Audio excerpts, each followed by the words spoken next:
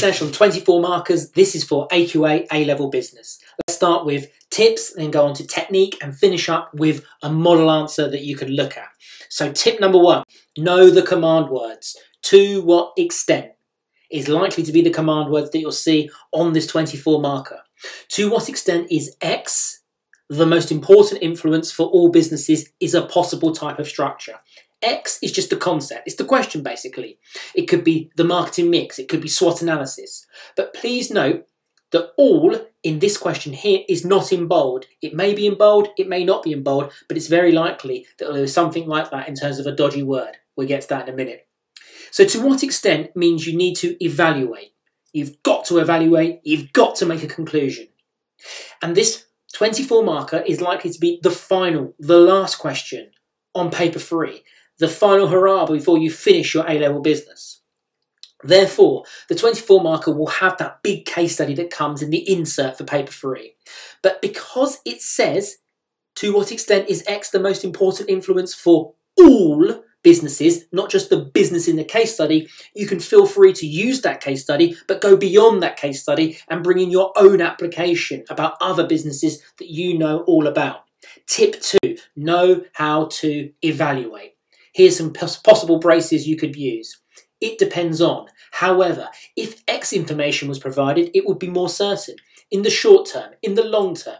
This may be the case in this industry, in this year, in this context, but not in this one. Tip number 3, watch out for that dodgy word. So important. Common to have a dodgy word in these 24 markers. It will be planted in the question. It might be in bold, it might not be in bold, but the critical thing is you know you're looking for it, so you can evaluate off it, you can conclude off it. To what extent is X a profitable decision for all businesses, not just the business in the context? And the same with any business. Tip 4, know the mark scheme, play the game. You need to have logical chains. They show depth and range of knowledge. They must be in context to your case study and also your broader knowledge with the all businesses, the any businesses point we just looked at. Please make sure you look at a balanced range of issues. And finally, make a judgment that follows the narrative built in the logical chains. Tip 5, you're looking at 28 to 30 minutes here. If you've got extra time, 35 minutes to 36 minutes. But firstly, master the suggested structure for 24 markers that we're going to get into in a minute. And secondly, practice those questions under time constraints. Tip 6, before you do the question, before you write it, fade. Plan it first with a fade. Think about your 4 points, your against points, your dodgy word. Make sure you just write it to yourself that you've clocked it, and any evaluation that you consider could be useful when you go out to write it in full. Your technique for 24 markers is as follows. Start with a fade. Then you want to have that really powerful opening few sentences with your quick answer where you anticipate your conclusion immediately. It's important here that you've done your fade. Then you start with on one hand and make a real strong logical chain. That's logical chain number 1. Then evaluate that logical chain. Then go to the other side of the argument. On the other hand, logical chain 2.